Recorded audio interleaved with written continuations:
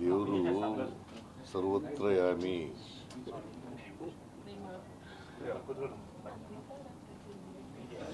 ಹಾಂ ರೆಡಿ ಹೇಳಿ ಸರ್. ಇವತ್ತು OBC ಮೀಟಿಂಗ್ ಆಯಿತು ರಾಷ್ಟ್ರ ಮಟ್ಟದಲ್ಲಿ, ಎರಡನೇ ಸಭೆ.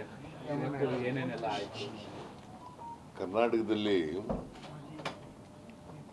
ಈ ತಿಂಗಳು 14-15 ನಡೆದು, ಹೌದೌದು ಸರ್. 15-16 ಸರ್. 15-16 ಜುಲೈ 15-16ರಲ್ಲಿ ಮೊದಲನೇ ಸಭೆ ನಡೆದಿತ್ತು.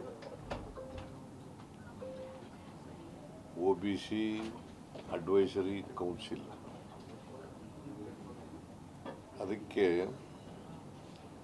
ಅನಿಲ್ ಜೈಹಿಂದ್ ಅನ್ನೋರು ಕನ್ವೀನರ್,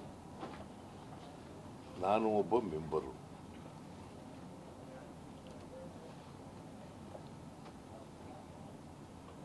ಅದರಲ್ಲಿ ಅಶೋಕ್ ಗೆಹ್ಲೋಟ್ ಮೆಂಬರ್ ಇದ್ದಾರೆ, ಬಘೇಲ್ ಅವರು ಮೆಂಬರ್ ಇದ್ದಾರೆ, ನಾರಾಯಣ ಸ್ವಾಮಿ ಮೆಂಬರ್ ಇದ್ದಾರೆ, ವೀರಪ್ಪ ಮೊಯ್ಲಿ ಅವರು ಮೆಂಬರ್ ಇದ್ದಾರೆ, ಹರಿಪ್ರಸಾದ್ ಮೆಂಬರ್ ಇದ್ದಾರೆ. ಹೀಗೆ MP ಗಳು MLA ಗಳು ಭಾಳ ಜನ ಮೆಂಬರ್ಗಳಾಗಿದ್ದಾರೆ ದೇಶದ ಇದರಲ್ಲಿ. ಯಾಕಂದರೆ OBC ಡಿಪಾರ್ಟ್ಮೆಂಟ್ ಇದೆಯಲ್ಲ, AICCನಲ್ಲಿ OBC ಡಿಪಾರ್ಟ್ಮೆಂಟ್ ಇದೆಯಲ್ಲ, ಆ OBC ಡಿಪಾರ್ಟ್ಮೆಂಟಿಗೆ ಅನಿಲ್ ಜೈಹಿಂದ್ ಅನ್ನೋರು ನ್ಯಾಷನಲ್ ಪ್ರೆಸಿಡೆಂಟು. ಅವರು ನನ್ನನ್ನು ಭೇಟಿ ಮಾಡಿ, ಮೈಸೂರಿನಲ್ಲಿ ನೀವು ಅಡ್ವೈಸರಿ ಕೌನ್ಸಿಲ್ ಮೀಟಿಂಗ್ನ ಮೊದಲನೇ ಸಭೆ ಮಾಡಲಿಕ್ಕೆ ಆತಿಥ್ಯ ವಹಿಸಬೇಕು ಅಂತ ಹೇಳಿದ್ರು. ಆಯಿತು, ಮಾಡೋಣ ಅಂತ. ಆತಿಥ್ಯ ವಹಿಸೋಕ್ಕೆ ನಮ್ಮ ಸರ್ಕಾರ ತಯಾರಾಗಿದೆ, ಮಾಡೋಣ ಅಂತ ಹೇಳಿ. ಹಾಗಾಗಿ 15-16ನೇ ತಾರೀಕು ನಡೀತು. ಅದರಲ್ಲಿ 3 ರೆಸಲ್ಯೂಷನ್ಗಳನ್ನು ಪಾಸ್ ಮಾಡಿದ್ದು.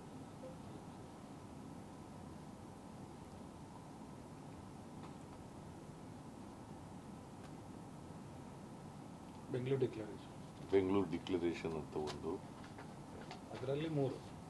ಅದರಲ್ಲ, ಬೆಂಗಳೂರು ಡಿಕ್ಲರೇಷನ್ ಅನ್ನೋದೇ ಒಂದು ರೆಸಲ್ಯೂಷನ್, ಅದೇ ಮೊದಲನೇ ರೆಸಲ್ಯೂಷನ್.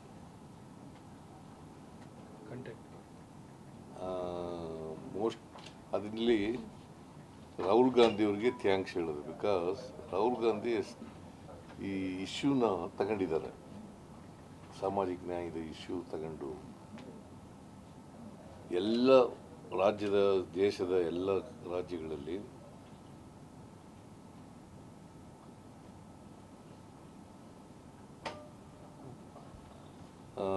ತೆಲಂಗಾಣದಲ್ಲಿ ನಡೆದಿರೋ ರೀತಿಯಲ್ಲಿ ನಾನು ಪ್ರಾರಂಭ ಮಾಡಿದ್ದು 2015ರಲ್ಲಿ. ಈ ಜಾತಿ ಗಣತಿ, ಆಮೇಲೆ ಸೋಷಿಯೋ ಎಜುಕೇಷನಲ್ ಸರ್ವೆ ಮಾಡಲಿಕ್ಕೆ ಶುರು ಮಾಡಿದ್ದು ಕರ್ನಾಟಕದಲ್ಲಿ ಮೊದಲನೇ ರಾಜ್ಯ. ಆದರೆ ನಾವು 15ನಲ್ಲಿ ಆಯಿತು. 17ರಲ್ಲಿ ನಾನು 2018 ಲೋಕಸಭಾ ವಿಧಾನಸಭಾ ಚುನಾವಣೆಯಲ್ಲಿ ನಮ್ಮ ಸರ್ಕಾರ ಬರಲಿಲ್ಲ. ಆಮೇಲೆ ಸಮ್ಮಿಶ್ರ ಸರ್ಕಾರ ಬಂತು, 1 ವರ್ಷ 2 ತಿಂಗಳಿತ್ತು. ಆಮೇಲೆ BJP ಅವರು ಬಂದರು ಆಪರೇಷನ್ ಕಮಲದ ಮೂಲಕ. ಆಮೇಲೆ ಅವರೂ ತಗೊಳ್ಳಿಲ್ಲ, ಕುಮಾರಸ್ವಾಮಿನೂ ತಗೊಳ್ಳಿಲ್ಲ, BJP ಅವರು ತಗೊಳ್ಳಿಲ್ಲ, ರಿಪೋರ್ಟನ್ನು ರಿಸೀವ್ ಮಾಡ್ಕೊಳ್ಳಲಿಲ್ಲ. 10 ವರ್ಷ ಆಗೋಯ್ತು ಅದು ರಿಪೋರ್ಟ್ ಬಂದು. ಸೊ 10 ವರ್ಷ ಇರೋದ್ರಿಂದ ಕಾನೂನು ಪ್ರಕಾರ 10 ವರ್ಷ ಆಗಿದ್ದರೆ ಅದನ್ನು ಎನ್ಯುಮರೇಟ್ ಮಾಡಬೇಕು ಅಂತ ಇದೆ. ಸೊ ಹಾಗಾಗಿ ನಾವು ಎನ್ಯುಮರೇಟ್ ಮಾಡ್ತಾಯಿದ್ದೀವಿ. ಸೊ ಎಲ್ಲ ರಾಜ್ಯಗಳಲ್ಲೂ ಕೂಡ ಇದು ಮಾಡಬೇಕು, ತೆಲಂಗಾಣ ಮಾದರಿನಲ್ಲಿ ಎಲ್ಲ ರಾಜ್ಯಗಳಲ್ಲೂ ಕೂಡ ಮಾಡಬೇಕು. ಈಗ ರಾಹುಲ್ ಗಾಂಧಿಯವರು ಈ ಇಶ್ಯೂನ ತಗೊಂಡ್ಮೇಲೆ, ಕಳೆದ 2 ವರ್ಷಗಳಿಂದ ಈ ಇಶ್ಯೂಸ್ ತಗೊಂಡ್ಮೇಲೆ, ಕೇಂದ್ರ ಸರ್ಕಾರನೂ ಕೂಡ ಈಗ ಜಾತಿ ಗಣತಿ ಮಾಡ್ತೀವಿ ಅಂತ ಹೇಳ್ತಾ ಇದ್ದಾರೆ. ಜಾತಿ ಗಣತಿ ಪ್ರಾರಂಭ ಆದದ್ದು 1872ನೇ ಇಸ್ವಿ. 1931 ಕೊನೆ ಜಾತಿ ಗಣತಿ ನಡೆದಿದೆ. 1931ನೇ ಇಸ್ವಿ ಕೊನೆ ಜಾತಿ ಗಣತಿ. ಅದಾದಮೇಲೆ ಜಾತಿ ಗಣತಿ ಆಗಲಿಲ್ಲ. 1931 ಆದಮೇಲೆ ನಿಮಗೆಲ್ಲ ಗೊತ್ತಿದೆ, 10 ವರ್ಷಕ್ಕೊಂದ್ಸಾರಿ ಜನಗಣತಿ ನಡೀತದೆ. ಜನಗಣತಿ ಆಗ್ತಾ ಇದೆ, ಬಟ್ ಜಾತಿ ಗಣತಿ ಆಗಲಿಲ್ಲ. ನಿಂತೋಯ್ತು 1931ನೇ ಲಾಸ್ಟ್. ಸೊ ಅದಕ್ಕೆ ಜಾತಿ ಗಣತಿ ಯಾಕೆ ಆಗಬೇಕು ಅಂತಂದರೆ, ಪ್ರತಿಯೊಬ್ಬ ವ್ಯಕ್ತಿಯ ಆರ್ಥಿಕ, ಸಾಮಾಜಿಕ, ಔದ್ಯೋಗಿಕ, ಶೈಕ್ಷಣಿಕ, ರಾಜಕೀಯ ಪರಿಸ್ಥಿತಿ ಗೊತ್ತಾಗಬೇಕು.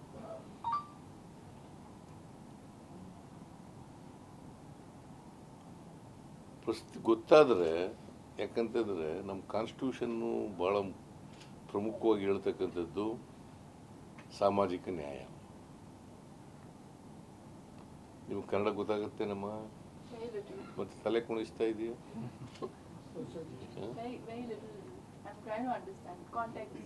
You are from Karnataka? No. My phone number is Bangalore.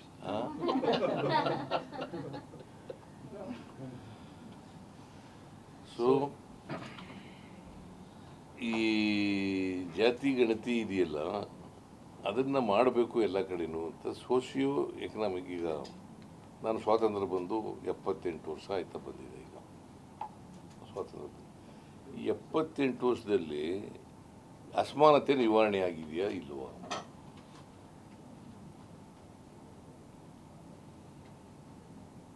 ಯಾರಿಗೆ ಎಷ್ಟು ಜನಕ್ಕೆ ಎಜುಕೇಷನ್ ಸಿಕ್ಕಿದೆ, ಎಷ್ಟು ಜನಕ್ಕೆ ಉದ್ಯೋಗ ಸಿಕ್ಕಿದೆ, ಎಷ್ಟು ಜನಕ್ಕೆ ಲ್ಯಾಂಡ್ ಸಿಕ್ಕಿದೆ, ಎಷ್ಟು ಜನಕ್ಕೆ ಬದುಕ್ತಕ್ಕಂಥ ಸ್ವಾತಂತ್ರ್ಯ ಇದೆ, ಇವೆಲ್ಲ ಗೊತ್ತಾಗಬೇಕಲ್ಲ. ಇವು ಗೊತ್ತಾಗೋಸ್ಕರ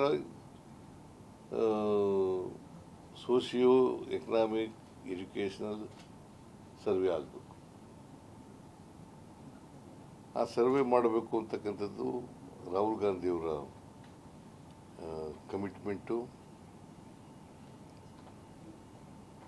ಅದಕ್ಕೆ ಈಗ ಕೇಂದ್ರ ಸರ್ಕಾರ ಜಾತಿ ಗಣತಿ ಮಾಡ್ತೀವಿ ಅಂತ ಒಪ್ಕೊಂಡಿದ್ದಾರೆ. ಮುಂದಿನ ಜನಗಣತಿ ಮಾಡುವಾಗ ಜಾತಿ ಗಣತಿ ಮಾಡ್ತೀವಿ ಅಂತ ಒಪ್ಕೊಂಡಿದ್ದಾರೆ. ಬರೀ ಜಾತಿ ಗಣತಿ ಮಾಡಿದ್ರೆ ಪ್ರಯೋಜನ ಆಗಲ್ಲ. ಜಾತಿ ಯಾವ್ಯಾವ ಜಾತಿ ಎಷ್ಟೆಷ್ಟಿದೆ ಅಂತಕ್ಕಂಥ ಹೇಳಿದ್ರಾಗಲ್ಲ. ಅವರ ಆರ್ಥಿಕ, ಸಾಮಾಜಿಕ, ಶೈಕ್ಷಣಿಕ ಪರಿಸ್ಥಿತಿನೂ ಗೊತ್ತಾಗಬೇಕು. ಅವರ ಉದ್ಯೋಗಗಳ ಪರಿಸ್ಥಿತಿನೂ ಗೊತ್ತಾಗಬೇಕು. ಆಗ ನಾವು ಅವ್ರನ್ನ ಮುಖ್ಯವಾಹಿನಿಗೆ ತರಲಿಕ್ಕೆ ಸಾಧ್ಯ ಆಗ್ತದೆ, ಅವರಿಗೆ ಕಾರ್ಯಕ್ರಮಗಳನ್ನು ಕೊಡಲಿಕ್ಕೆ ಸಾಧ್ಯ ಆಗ್ತದೆ. ಸೊ ಇದು ಪ್ರಮುಖವಾಗಿ ಇವತ್ತು ಭಾಗೀದಾರಿ ನ್ಯಾಯ ಸಮ್ಮೇಳನ ಪಾರ್ಟಿಸಿಪೇಷನ್, ಅದಕ್ಕೆ ಅದನ್ನು ಮಾಡ್ತಾ ಇದ್ವಿ. ಅದಕ್ಕೆ ಇವತ್ತು ಇದು ನಾವು ಡೆಲ್ಲಿನಲ್ಲಿ ಬೆಂಗಳೂರಿನಲ್ಲಿ ನಡೆದ ಮೇಲೆ ಮೊದಲನೇ ಸಭೆ ಇದು ಒಂದು ಲಾರ್ಜರ್ ಮೀಟಿಂಗ್. ಇದು ಸರ್, ಇದು ಈ ಕಾರ್ಯಕ್ರಮ ಮುಂದಿನ ದಿನಗಳಲ್ಲಿ ಎಲ್ಲ ಕಡೆ ಜಾಗೃತಿ ಮೂಡಿಸ್ತಕ್ಕಂಥ ಕೆಲಸ ನಡೀತದೆ. ಸರ್, ಇದು ಈ ಕಾರ್ಯಕ್ರಮ ಒಂದು ರೀತಿ OBC ಶಕ್ತಿ ಪ್ರದರ್ಶನ. No, it is not OBC. ನೀವು ಅದೇ ತಪ್ಪಿರ್ಬೇಕು.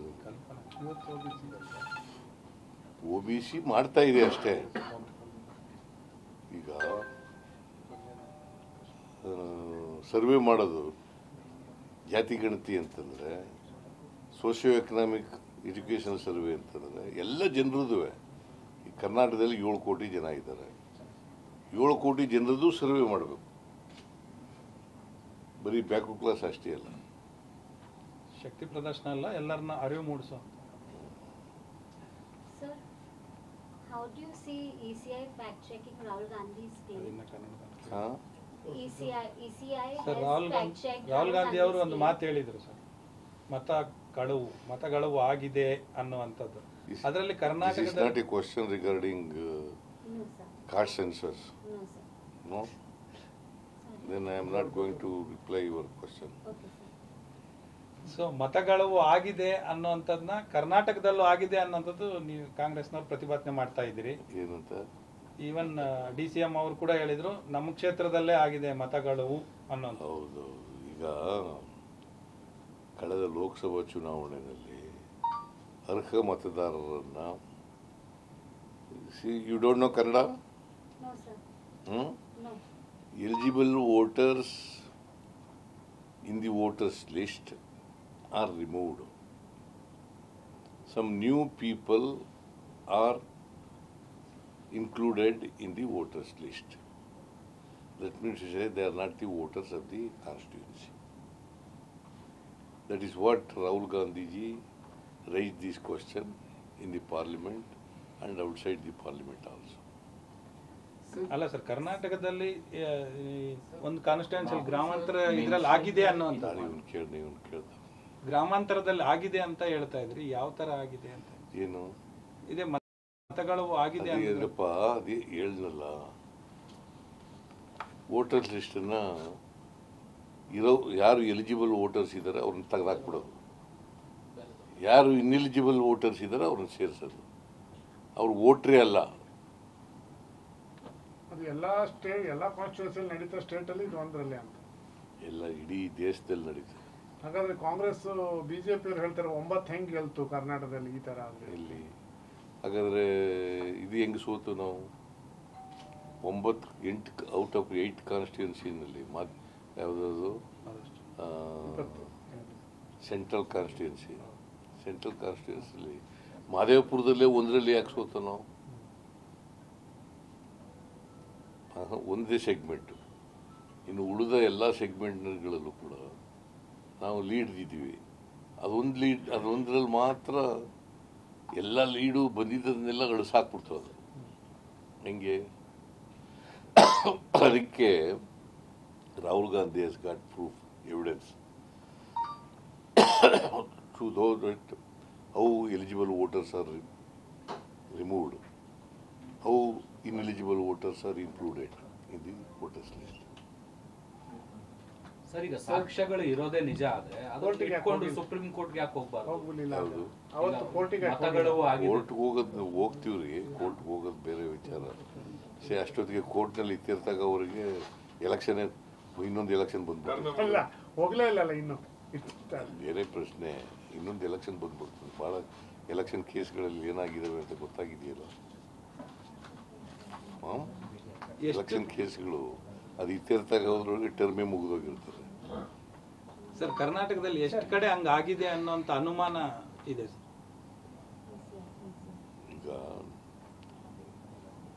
ಅವರು ಎಲ್ಲ ಕಡೆ ಮಾಡಲ್ಲ, ಇನ್ನು ಸೆಲೆಕ್ಟೆಡ್ ಕಾನ್ಸ್ಟಿಟ್ಯೂನ್ಸಿಗಳಲ್ಲಿ ಮಾತ್ರ ಮಾಡ್ತಾರೆ. ಎಲ್ಲ ಕಡೆ ಮಾಡಕ್ಕೆ ಹೋಗಲ್ಲ ಅಲ್ವಾ?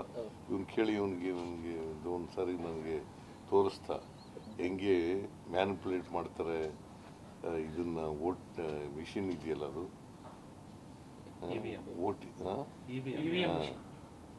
ಎಲೆಕ್ಟ್ರಾನಿಕ್ ವೋಟಿಂಗ್ ಮಿಷಿನ್, ಅದನ್ನು ತೋರಿಸ್ತಾ ಇವನು ನಂಗೆ ಒಂದ್ಸಾರಿ. ಬಟ್ ಏನು ಮಾಡೋದು, ಈ ಲಾಸ್ಟ್ ಎಲೆಕ್ಷನ್ ಅಲ್ಲೂ ಆಗಿರ್ಬೋದಾ ಅಂತ. ಆಗಿದೆ. ಅಸೆಂಬ್ಲಿ ಎಲೆಕ್ಷನ್ ಅಲ್ಲಿ ಆಗಿಲ್ಲ, ಪಾರ್ಲಿಮೆಂಟ್ ಎಲೆಕ್ಷನ್ ಅಲ್ಲಿ ಆಗಿಲ್ಲ. ಸರ್, ಈಗ ಕೇಂದ್ರ ಚುನಾವಣಾ ಆಯೋಗ ಹೇಳಿದೆ ಬಿಹಾರದ ರೀತಿಯಲ್ಲಿ ಎಲ್ಲಾ ಕಡೆನೂ ನಾವು ಪರಿಷ್ಕರಣೆ ಶುರು ಮಾಡ್ತೀವಿ, ಎಲ್ಲಾ ರಾಜ್ಯಗಳಲ್ಲೂ ಕೂಡ ಮಾಡ್ತೀವಿ ಅಂತ ಹೇಳಿದ್ರು. ಈಗ ಬಿಹಾರದಲ್ಲಿ ಏನ್ ಇಶ್ಯೂ ರೈಸ್ ಆಗಿದೆ, ನೀವೇನ್ ಹೇಳಿದ್ರಿ ಇಷ್ಟೊತ್ತು, ಇದು ಕೇವಲ 1-2 ರಾಜ್ಯಕ್ಕೆ ಸೀಮಿತ ಆಗಿತ್ತು. ಎಲ್ಲಿ ಎಲೆಕ್ಷನ್ ನಡೀತಿದೆ ಗೊತ್ತಾ, ವೋಟರ್ಸ್ ಲಿಸ್ಟ್ನೇ ಬದಲಾಯಿಸ್ಬಿಡ್ತಾರೆ. ಈಗ ನಾವು ನೋಡಿದೀವಲ್ಲ, ವೋಟರ್ಸ್ ಲಿಸ್ಟು ಒಂದು ಸಪ್ಲೈ ಮಾಡಿರ್ತಾರೆ. ಅಲ್ಲಿ ಕೂತಿರೋದು ಅವತ್ತು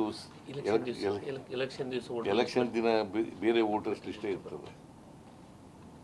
ಸರ್, ಸುರ್ಜೇವಾಲ ಅವರು ಶಾಸಕರ ಸಚಿವರ ಸಭೆ ಮಾಡಬಹುದು, ಅಧಿಕಾರಿಗಳ ಸಭೆ ಮಾಡಬಾರ್ದು, ಇದು ಕಾನೂನು ಬಾಹಿರ, ಸಂವಿಧಾನ ಬಾಹಿರ ಅಂತೇಳಿ ರಾಜಣ್ಣ ಅವರು ಹೇಳಿಕೆ ಕೊಟ್ಟಿದ್ದಾರೆ ಸರ್.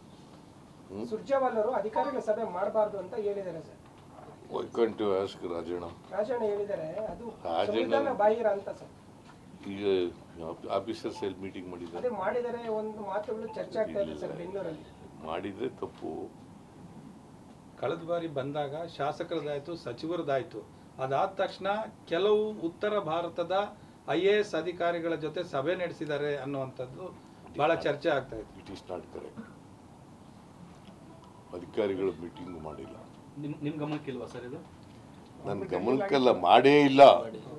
ಡೆಲ್ಲಿಲಿ ಆಗಿತ್ತು. ಮತ್ತೆ ಅದೇನು ಸರ್ ರಾಜಣ್ಣ ಅವರು ಹೆಂಗೆ ಹೇಳ್ತಾರೆ ಅಂತ ಹಾ? ರಾಜಣ್ಣ ಅವರು ಹೇಳಿಕೆ ಕೊಡ್ತಾರೆ ಸರ್, ಆತರ ಹಿಂಗ್ ಮಾಡಿದ್ದಾರೆ ಇದು ಕೇಳು ಸಂವಿಧಾನ ರಾಜಣ್ಣ, ಬಾಹಿರ ಅಂತ. ಕೇಳಪ್ಪ ಯಾವುದು ಯಾರು officers? Sir, you are saying that no such meetings have happened. Surjewala hasn't had any meeting of the officials, of North Indian officials. No, it is not correct. He has not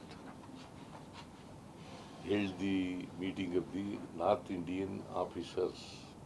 It is not true. So what Sir, about the sir, case even though- made by K.N. Rajanna reiterating that there is going to be a revolution? Hmm? But I didn't understand in Kannada. Sir ಈಗ Madhav Sorry, Union. Just wanted to ask, Rahul Gandhi sir has made the claim in parliament that he has got the proof that in Lok Sabha elections in Karnataka, in one parliamentary constituency, there was some voter addition, and that election commission cannot go away with it. He will come for that. And now election commission has responded that the Congress party didn't file any kind of appeal with the DM or CEOs, and even the election commission mentioned that no complaints were made from the Congress side, even on the seats on which they had lost. So how do you look at it? Many a times we have complained,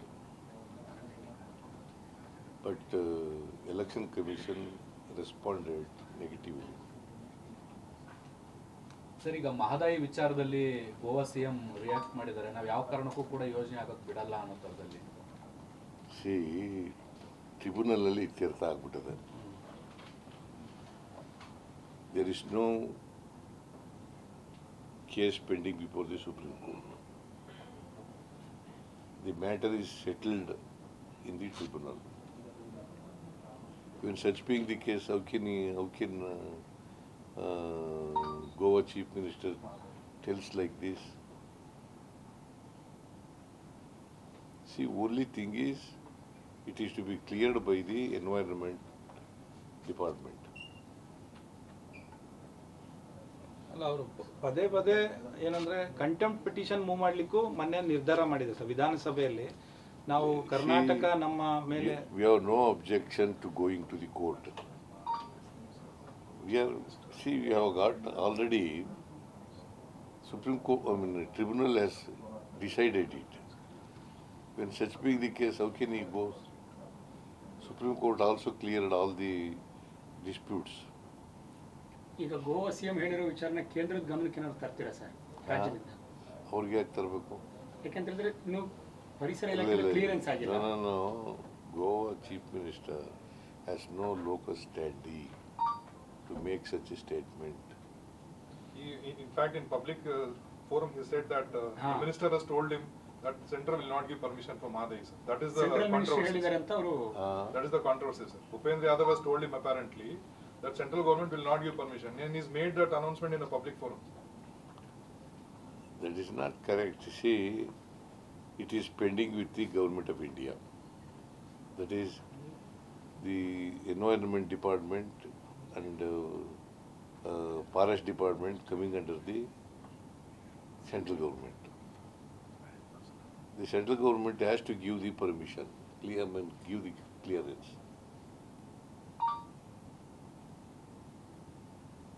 sir, ಇವತ್ತಿನ OBC ಸಭೆ ಬಗ್ಗೆ BJP ಅವರೊಂದು ಆರೋಪ ಮಾಡ್ತಿದ್ದಾರೆ sir. ಕಾಂಗ್ರೆಸ್ನವರಿಗೆ ಅಧಿಕಾರ ಇಲ್ಲದೆ ಹೋದಾಗ ಮಾತ್ರ OBCಗಳು ಹಿಂದುಳಿದ ವರ್ಗದವರು ನೆನಪಾಗುತ್ತೆ, ಅಧಿಕಾರಕ್ಕೆ ಬಂದಾಗ ನೆನಪಾಗಲ್ಲ. ನೆನಪಾಗೋದು ಅಧಿಕಾರ ಇಲ್ಲದೆ ಹೋದಾಗ, ಅಧಿಕಾರಕ್ಕೆ ಬಂದಾಗ ಸಂವಿಧಾನ ಅನ್ನೋದು ನೆನಪಾಗಲ್ಲ ಅಂತ. ಬಿಜೆಪಿಯವರು ಸೋಷಿಯಲ್ ಜಸ್ಟಿಸ್ ಪರ ಯಾವಾಗ ಇದ್ರು? ನೀವು ಹೇಳಪ್ಪ, ನಿಮ್ಮ ಹೆಸರೇನ್ರಿ? ವಿಕ್ರಮ್ ಸರ್. ವಿಕ್ರಮ್ ಯಾವಾಗಲೂ ಇದ್ರ? ಮಂಡಲ್ ಕಮಿಷನ್ ವರದಿನ ವಿರೋಧ ಮಾಡಿದವರು ಯಾರು? ಕಮಂಡಲ ಯಾತ್ರೆ ಶುರು ಮಾಡಿದವರು ಯಾರು? ಮಂಡಲ್ಗೆ ಪ್ರತಿಯಾಗಿ ಕಮಂಡಲ ಅಂತ ಯಾತ್ರೆ ಶುರು ಮಾಡಿದವರು ಯಾರು? ಒಂದು 200 ಆತ್ಮಹತ್ಯೆಗಳು ನಡೆದಾಗ ಸಂದರ್ಭದಲ್ಲಿ ಅದಕ್ಕೆ ಪ್ರಚೋದನೆ ಕೊಟ್ಟವರು ಯಾರು? ಹೈಯರ್ ಲರ್ನಿಂಗ್ ಇನ್ಸ್ಟಿಟ್ಯೂಷನ್ ರಿಸರ್ವೇಷನ್ ತಂದಾಗ 93ನಲ್ಲಿ ಅದಕ್ಕೆ ವಿರೋಧ ಮಾಡಿದವರು ಯಾರು? ಆಯಿತು. 73, 74th ಅಮೆಂಡ್ಮೆಂಟನ್ನು ವಿರೋಧ ಮಾಡಿದವರು ಯಾರು?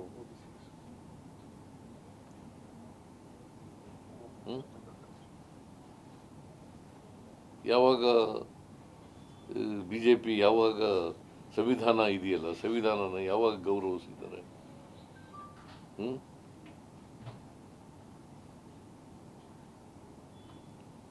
ಸಿ, ನೀವು ಆರ್ಗನೈಸರ್ ಪತ್ರಿಕೆ ನೋಡ್ಬೇಕು. ಅವತ್ತಂದು ಸಂವಿಧಾನ ಜಾರಿಗೆ ಬಂದಾಗ 1950ನೇ ಇಸ್ವಿ ಜನವರಿ 26ನೇ ತಾರೀಕು ಸಂವಿಧಾನ ಬಂದಾಗ ಸಾವರ್ಕರ್ ಏನು ಹೇಳಿದ್ದಾರೆ, ಗೋಲ್ವಾಲ್ಕರ್ ಏನು ಹೇಳಿದ್ದಾರೆ, ಇದನ್ನೆಲ್ಲ ನೋಡಬೇಕು.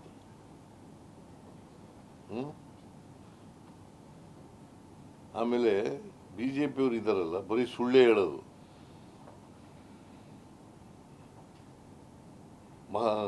ಅಂಬೇಡ್ಕರ್ ಅವರನ್ನು ಸೋಲಿಸಿದ್ರು ಕಾಂಗ್ರೆಸ್ನವರು.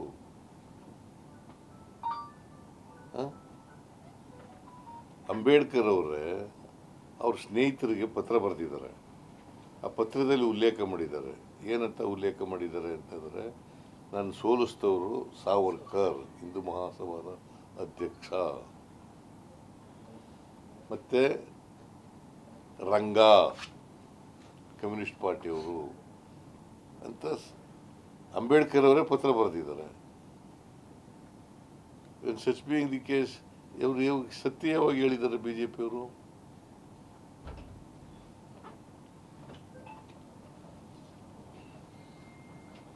ಸರ್, ನಿನ್ನೆ ಸಭೆ ನಡೀತು ಸುರ್ಜೇವಾಲಾ ಅವರ ನಿವಾಸದಲ್ಲಿ. 20 ನಿಗಮ ಮಂಡಳಿಗಳಿಗೆ ಅಧ್ಯಕ್ಷರ ಪಟ್ಟಿ ತಯಾರಾಗಿದೆ ಅನ್ನೋ ಮಾಹಿತಿ. ಏನಾಯ್ತು? ನಾನು DK ಶಿವಕುಮಾರ್ ಅಭಿಪ್ರಾಯ ಕೊಟ್ಟಿದ್ದೀವಿ.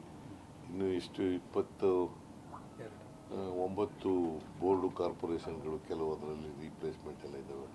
ಈಗ MY ಪಾಟೀಲ್ ಬದಲಿಗೆ ಅವ್ರ ಮಗನ ಮಾಡಿದ್ದೀವಿ, ಕುಲಕರ್ಣಿ ಬದಲಿಗೆ ಅವನ ಹೆಂಡತಿ ಮಾಡಿದ್ದೀವಿ. ಆ ಥರ ಬಿಟ್ಟರೆ ಇನ್ನು ಉಳಿದವೆಲ್ಲ ನಮ್ಮ ಅಭಿಪ್ರಾಯಗಳು ಹೇಳಿದ್ದೀವಿ. Ultimately high command has to take a decision. MLC before ವಿಧಾನಸಭೆ ಆಗ್ಬೋದು ಸರ್, ಸೆಷನ್ಗಿಂತ ಮುಂಚೆ. ಪರಿಷತ್ ನೇಮಕಗಳು 4 ಪೆಂಡಿಂಗ್ ಇದಾವೆ. ವಿಧಾನಸಭೆ ಅಧಿವೇಶನಕ್ಕಿಂತ ಮುಂಚೆ ಏನಾದರೂ ಆಗಬಹುದಾ? ಅದು ಆಗ್ಬೋದು ಸರ್. ಹೆಚ್ಚು ಕುತೂಹಲ ಇರೋದು ರಾತ್ರಿ ನೀವು ಮೂವರು ತ್ರಿಮೂರ್ತಿಗಳು ಡಿನ್ನರ್ಗೆ ಹೋಗಿದ್ರು. ಮೀಟಿಂಗ್ ಮುಗಿಸ್ಕೊಂಡು ಟೈಮ್ ಆಗಿತ್ತಲ್ಲ, ಹಂಗೆ ಊಟಕ್ಕೆ ಹೋಗೋಣ ಅಂತ ಹೋಗೋದು ಅಷ್ಟೇ. ಅದರಲ್ಲಿ ವಿಶೇಷ ಏನಿಲ್ಲ. ಅದರಲ್ಲೂ ಅವರೇ ಸುರ್ಜೇವಾಲಾನೇ ಕಾರ್ ಡ್ರೈವ್ ಮಾಡ್ಕೊಂಡು ಹೋದ್ರು. ಬೇರೆ ಬೇರೆ ರಾಂಗ್ ಇನ್ ದಟ್. ಅಲ್ಲ, ಅದ್ರಲ್ಲಿ ರಾಂಗ್ ಇಲ್ಲ. ಬೇರೆ ಹೋಟ್ಲಿಗೆ ಹೋಗ್ಬಾರ್ದು ಅಂತಂದ್ರೆ ಹೆಂಗೆ? Sir, BJP is raising questions about Congress's support to SDPI, and the fact the BJP in Karnataka and otherwise is raising questions on the Congress's support to SDPI, which has now been convicted by an NIA court. They are saying that Congress is supporting SDPI and they have links. What will be your response to that criticism coming in? I didn't follow your question. So, an SDPI. SDPI. Yes, NIA court has convicted SDPI, and they're saying that this is in the KJ Halli attack case. The BJP is raising questions on the Congress's support to SDPI, saying that this particular body has wrong links, and why is the Congress supporting it? Never. Congress party never supported this. Sir, anything on your letter to JP Nadda? Any your comment on your letter you've written to Urea. Urea. See, I have written a letter to Nadda ji. Today, I have written a letter. See, we have the government of India has to supply urea and other chemical fertilizers to all the states of the country.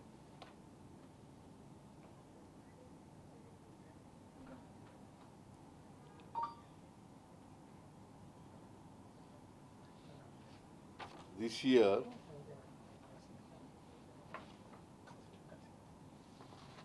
the fertilizers supplied by Government of India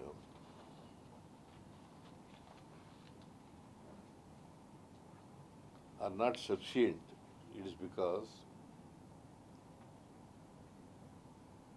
the state has received early rains and monsoons started early.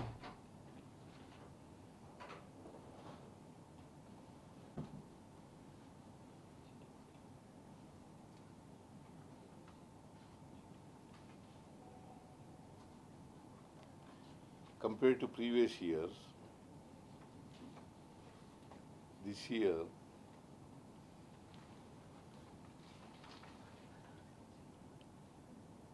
the sowing is more.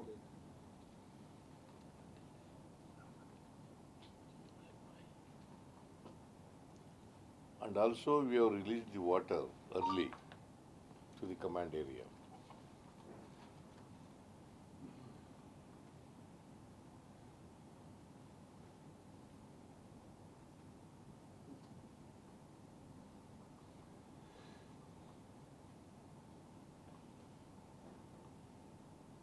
Therefore, more fertilizers are used by the farmers.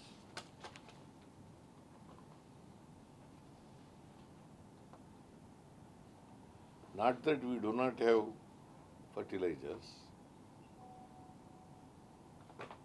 We need more fertilizers to the state.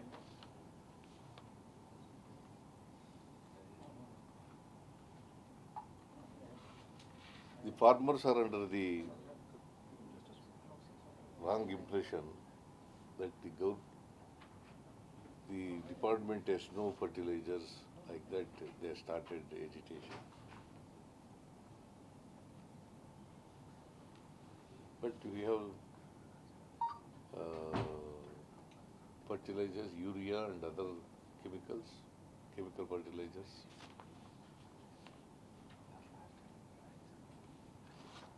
And we asked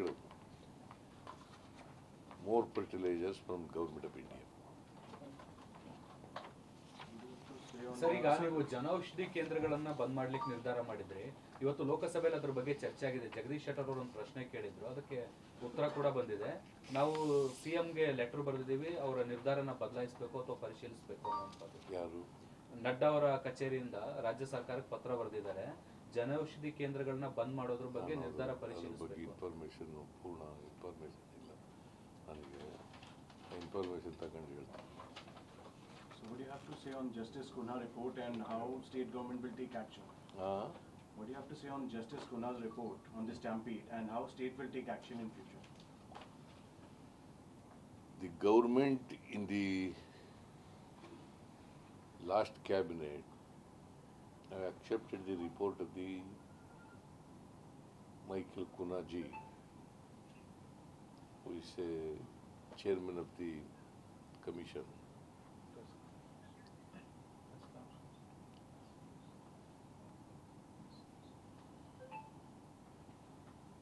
Already we have prosecuted Karnataka Cricket State Association and DNA and RCB.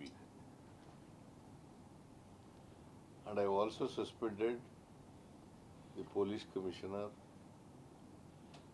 additional police commissioner, SP and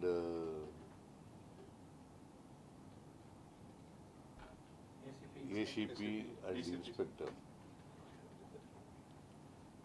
5 senior police officers are kept under suspension. I've taken a decision in the cabinet. We have taken a decision in the cabinet that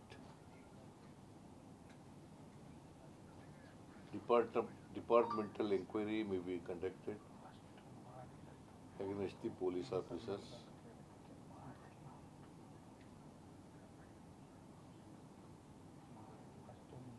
who are already suspended.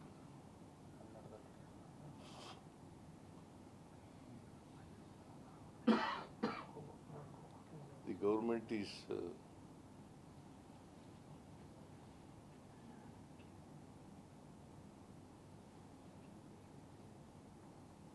taken all actions, disciplinary actions, as per the report of the Michael Kunaji.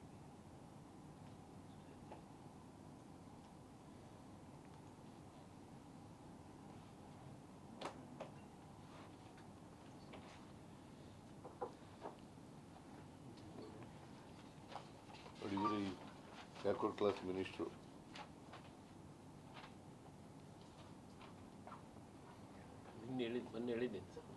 ಮೊನ್ನೆ ಹೇಳಿದ್ದೀನಿ sir press meet.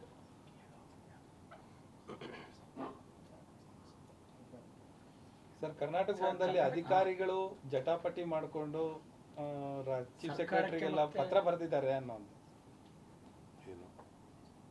ನಿಮ್ಮ ಆಪ್ತ ಕಾರ್ಯದರ್ಶಿ ಮತ್ತೆ DCM ಅವರ ಆಪ್ತ ಕಾರ್ಯದರ್ಶಿ ಜಟಾಪಟಿ ಮಾಡ್ಕೊಂಡಿದ್ದಾರೆ, ಅಂದ್ರೆ ಜಗಳ ಮಾಡ್ಕೊಂಡಿದ್ದಾರೆ. ಅದ್ರ ನಿಮ್ಮ ಇಲ್ಲ, ಈಗ ತಾನೇ ಒಂದು 5 minutes ಬ್ಯಾಕ್ ಕೆಲವು ಅಧಿಕಾರಿಗಳು ಒಂದು ಪತ್ರ ಕೊಟ್ಟಿದ್ದಾರೆ. ನಾವು look it it.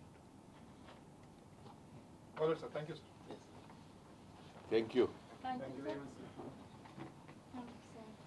Of the record ಸಿಗ್ಬೋದಾ sir? No off the record. ಅಲ್ಲ ಸರ್, ಆನ್ ರೆಕಾರ್ಡ್. ಅಲ್ಲ ಸರ್, ರಾಹುಲ್ ಗಾಂಧಿ ಭೇಟಿ ಏನಾದ್ರು ಮಾಡಿದ್ರೆ ಸರ್? ಕೇಳಿದ್ರ ಅಲ್ಲೇ ಪಕ್ಕದಲ್ಲೇ ಕೂತಿದ್ರಲ್ಲ. ಮುಂದಿನ ಸಲ ಬಂದಾಗ ರಾಜ್ಯದ ವಿದ್ಯಮಾನಗಳ ಬಗ್ಗೆ ಚರ್ಚೆ ಮಾಡೋದಕ್ಕೆ ಸಮಯ ಭೇಟಿ ಇಲ್ಲ. ನಾನು ಇವತ್ತು ವಾಪಸ್ ಹೋಗ್ತಾ ಇದ್ದೀನಿ. ಇವತ್ತು ಭೇಟಿ ಮಾಡಲ್ಲ. ನಾವು ಮುಂದಿನ ಸಾರಿ ಬಂದಾಗ ಮತ್ತೆ ನಾನು 1ನೇ ತಾರೀಕು ಏನಿದೆ ಲೀಗಲ್ ಸೆಲ್ ಸೆಮಿನಾರ್ ಇದೆ. ಆಗ 1ನೇ ತಾರೀಕು ಬರ್ತಾ ಇದ್ದೀನಿ. 1, 2 ಇದೆ ಬರ್ತಾ ಇದ್ದೀನಿ. ಆಗ ಬಂದಾಗ ನೋಡ್ತೀನಿ. ಆಗ ರಾಹುಲ್ ಗಾಂಧಿ ಅವ್ರ ಭೇಟಿ ಮಾಡಕ್ಕೆ ಸಾಧ್ಯನಾ?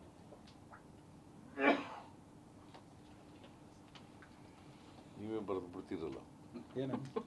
ನೀವು ಹೇಳೋರು ನಾವೇ ಅಲ್ಲ, ಭೇಟಿ ಇಲ್ಲದೆ ಹೋದ್ರು ಭೇಟಿ ಮಾಡ್ತಾ ಇದ್ದಾರೆ. ಪುಲಾವ್ ಸಾಧ್ಯತೆ ಅಂತೀವಿ ಸರ್ ಅಷ್ಟೇ. ಬರೆದು ಬಿಡ್ತೀರಲ್ಲ ನೀವು. ಭೇಟಿ ಆಗ್ಲಿ ಅನ್ನೋದು ನಮ್ಮ ಬೈಕೆ ಸರ್ ಅಷ್ಟೇ. ಉದ್ದೇಶ ಅಲ್ಲ ನಿಮಗೆ, ಉದ್ದೇಶನೇ ಬೇರೆ.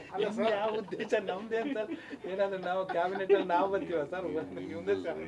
ಪಾಪ ನೀವೆಲ್ಲ ನಿಮ್ಮ ಓನರ್ಸು, ನಿಮ್ಮ ಎಡಿಟರ್ಸು ಅವರಿದಾರಲ್ಲ, ಅವ್ರ ಉದ್ದೇಶಗಳೇ ಬೇರೆ.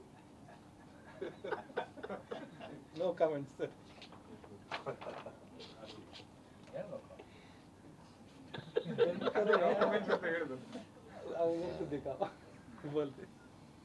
बस बंद कर.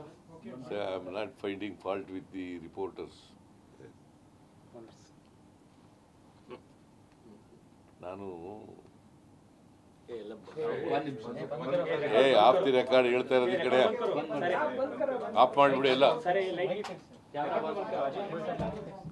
ಅಜಯ್ ಬಂದ್ ಕರೋ.